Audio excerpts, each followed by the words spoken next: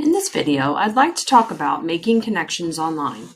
These connections can vary from connecting with other schools across the world. It can be subject experts that you can connect with. It can be the class next door. But the whole purpose of this is having the students connect with people that are different than them, people with different experiences, people with different expertise. And programs like Zoom, Skype, Flipgrid, they all make this so much easier than it used to be. I'm going to go over just a couple of the options that you have. This is not everything, but just some ideas to give to you. Why do we want to do this? Why do we want to spend the time to make these connections online? There's lots of different reasons. This is just a couple of them. Communication, obviously. Communication, whether being written or vocal, is a very important tool that our students need to be good at. Collaboration. Collaboration is something that we try to instill in our students every day. How do you work together? How do you solve problems together? And communicating online is a really good way to practice those collaboration skills. Experiences. We have some students who have never left the country. We have some students that have. We have students that have experiences that others may never have.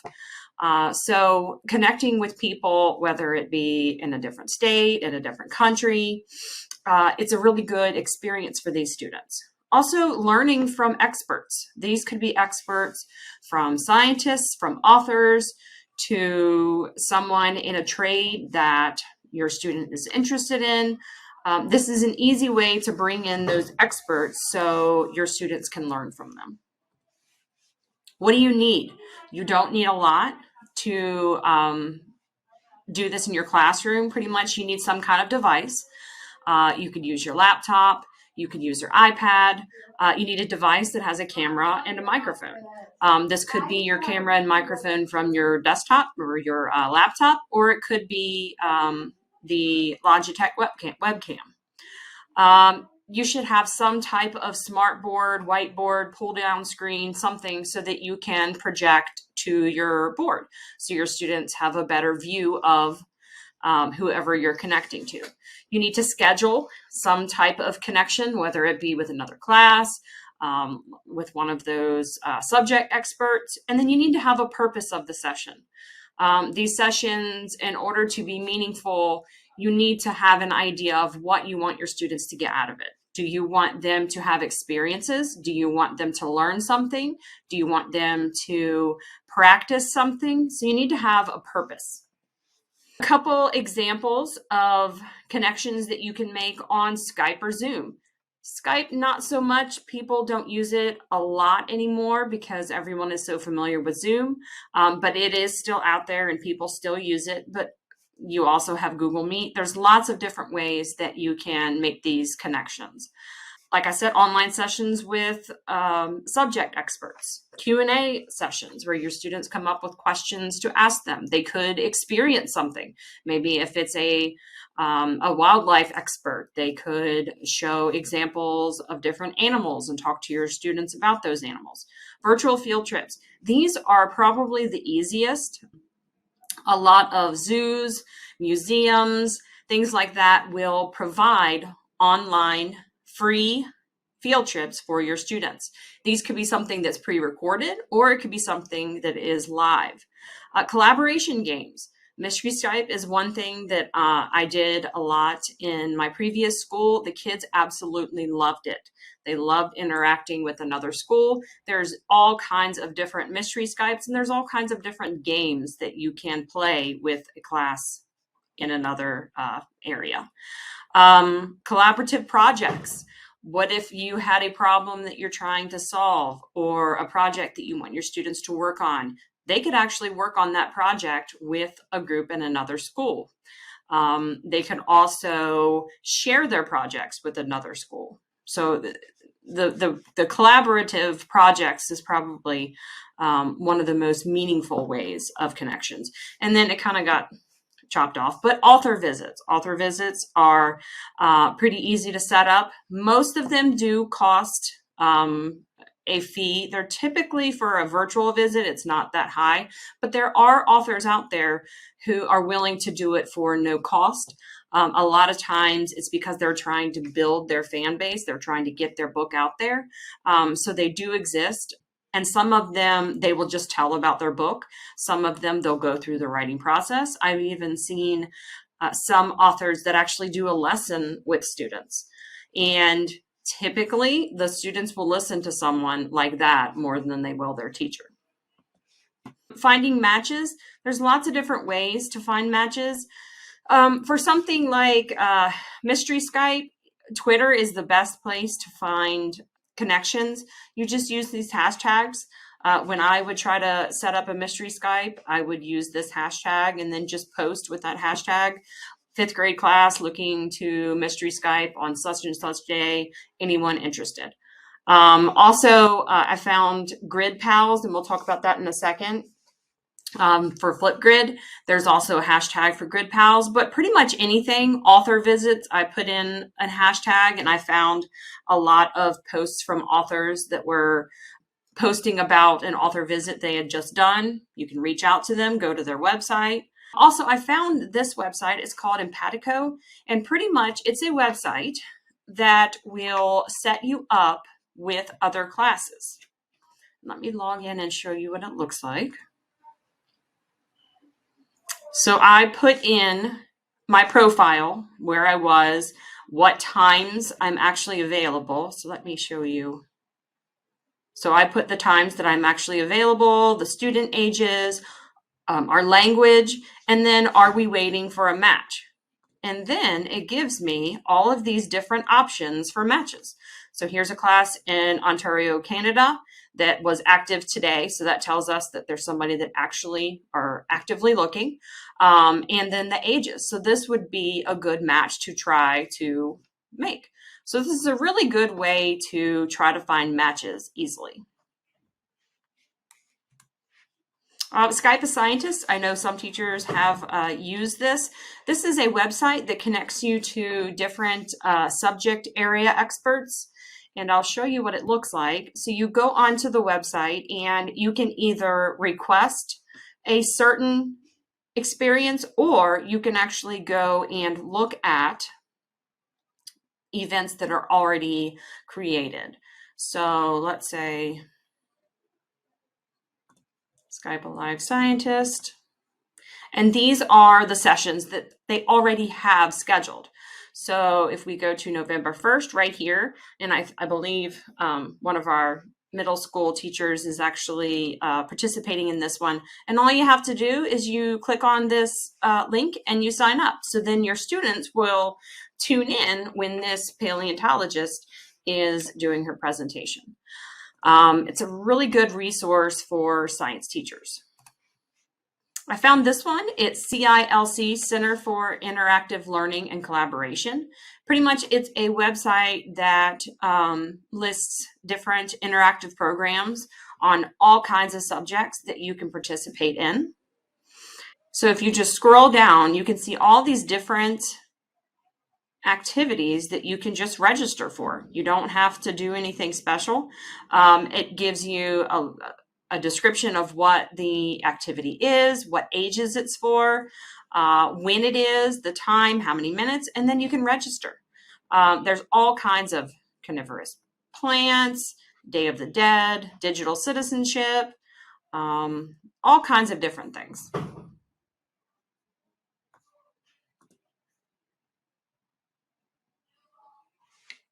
So another website that is similar is Nepris. Nepris is a website that connects students and classes with industry experts. And so it connects actually your learning to the real world. So let me just show you some examples. Let's browse the upcoming chats. So these are all chats that all you have to do is sign up for them. And you can actually filter them by videos, virtual events. So one about taxes, one about a day in the life of a healthcare clinical specialist. So this is specific for elementary and middle school. So students that are interested in science and healthcare, engineering, manatees. So these are a little bit more specific. This might be more appropriate for like the high school students who are really exploring what they're interested in and what they might want to do after high school. Mechanical engineering, device manufacturing, master plumber. So there's a lot of different things on here that could be in the interest of students. Author visits, like I said, there are authors out there that will do free sessions, and even the ones that are paid, they're not astronomical. I did find 2 lists of virtual author activities. Let me just move this over here. So it's just a list of authors that offer read-alouds of their books, and it tells you what they typically will do, and then the books that they're known for, and then it's linked to the author, so you can find more information about actually scheduling them. It's a huge list. You will find a lot of, if you don't want to schedule an actual visit, but you just want your students to listen to a book read by the author, there's a lot of those out there. Typically, I would just go to YouTube and just type in the author of the book and see if they have one. There's a lot listed on here. These are all the authors of these books. So that's a good list. And then there's also the digital directory of virtual author illustrator visits and workshops. So on this website, it's about the same, but it breaks it up into pre-K, elementary, middle school, and high. So these are different companies that will do sessions with your students. And then also on Twitter, hashtag virtual author visit. I was on Twitter yesterday and I saw a lot of posts, and I'll actually show you. We're just going to put hashtag virtual author visit, and then you're going to see all kinds of posts, and then you see like this author right here. You might want to look into him and see if he's willing to do an author visit. A lot of times I did notice that the author's fee was that you would agree to purchase so many books. It's different for every author, but doesn't hurt to check. And if you would like for me to research some authors for you to have in your classroom, I would love to do that.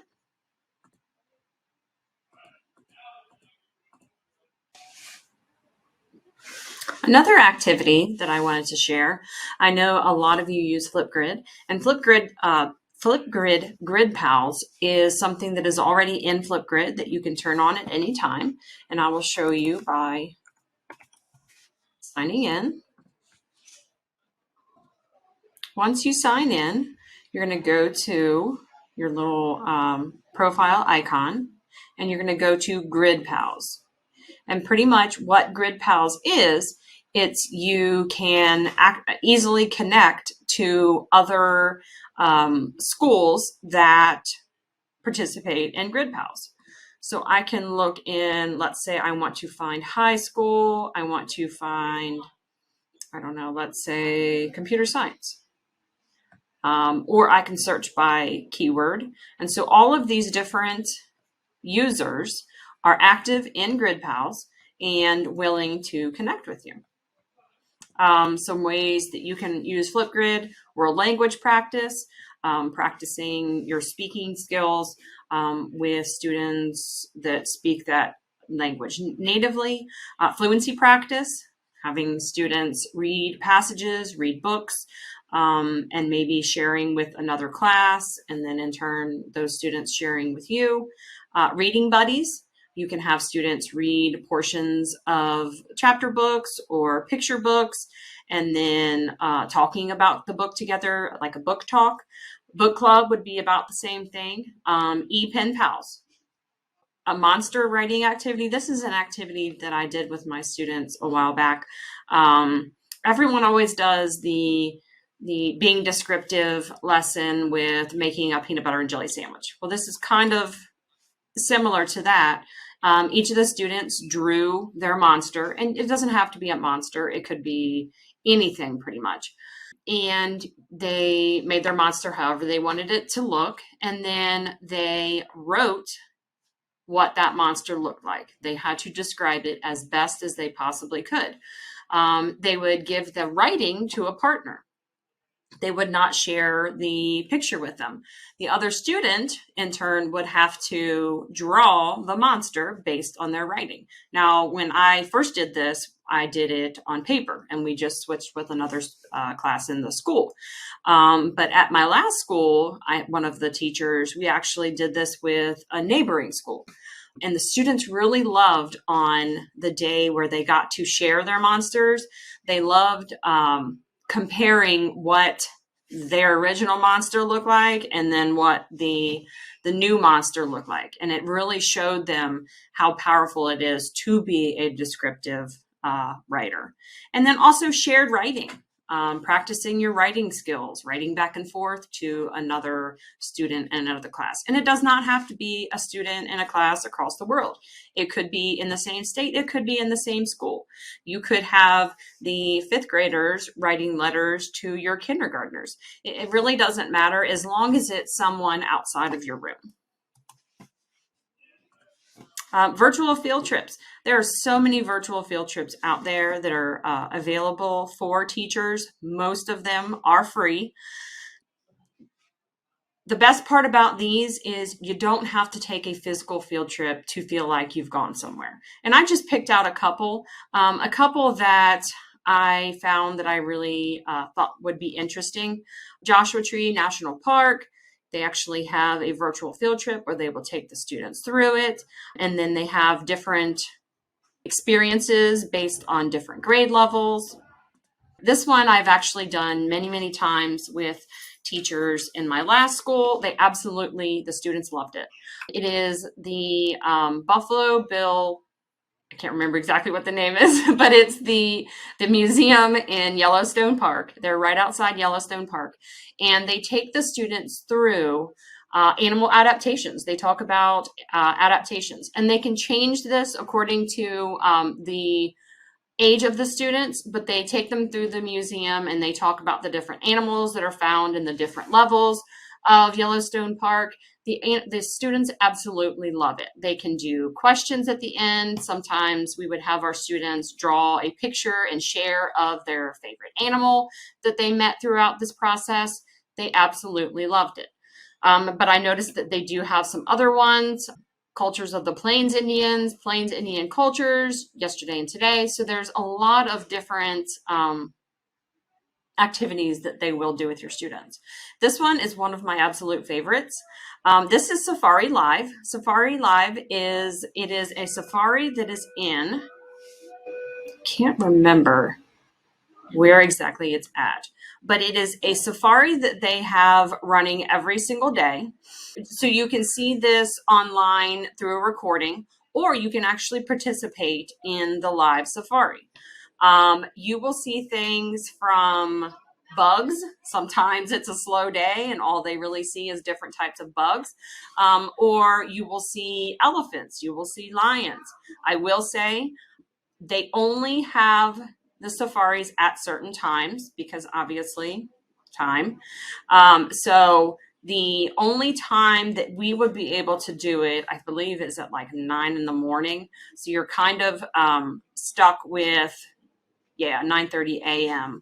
for the sunset safari. So you can't work around your schedule. You kind of have to work around theirs. I will say there are some times where you will see things that I I don't want to say is not appropriate, but there will be animals chasing other animals. And obviously the teacher would have the ability to turn it off at that point. I've never seen anything gory. I've never seen anything inappropriate. But the guides, what they do is they actually take you on the safari, and they tell you about the animals. These animals they have worked with for a long time, so they know the animals, their personalities. They'll tell you about the animals, and they'll actually, let me turn the sound off. They will actually answer questions. So while you're in the safari, there is a place for you to come up with questions with your students. So you can get together with your students, ask questions, and a lot of times they will actually name you. They'll say, Miss Carson's class from Wilmington, North Carolina wants to know, and then they'll talk about the answer to your question. So the kids really love the fact that they actually had their questions answered right during the session. And you will notice right now, this is live. This is their live session. But the kids absolutely love it. Some of these animals they will never see other than in a zoo. It's really cool because they actually drive around in a Jeep, and you can see it sometimes where there's just a cameraman in the back and then the guide is in the front driving around. So that is Safari Live. I found some others. San Diego Museum of Art, Discovery Education has some virtual field trips. And then I found 25 virtual field trips for your classroom by Matt Miller. So there's all kinds of different field trips that you can participate in. Some of them are live, some of them are recorded. Hall of North American Mammals, Planet Earth, Butterfly Conservatory, Access Mars, Great Wall of China. Let me just close some of these. Amazon Future Engineers. I thought this was pretty cool for students who are interested in computer science, engineering. They actually have learning sessions that is based on the Amazon factories where they package the items, the machines that they use to do this. I thought that was really cool. And that's just a couple. Pretty much if you have an idea, it's probably out there and it's probably been done. We just need to do a little bit of research. I would love to set something like this up for you for your class, and I would come in, I'd set it up before, help you with the technology part. But this is a really meaningful activity to do with your classes, and I hope that some of you would be interested in trying it out.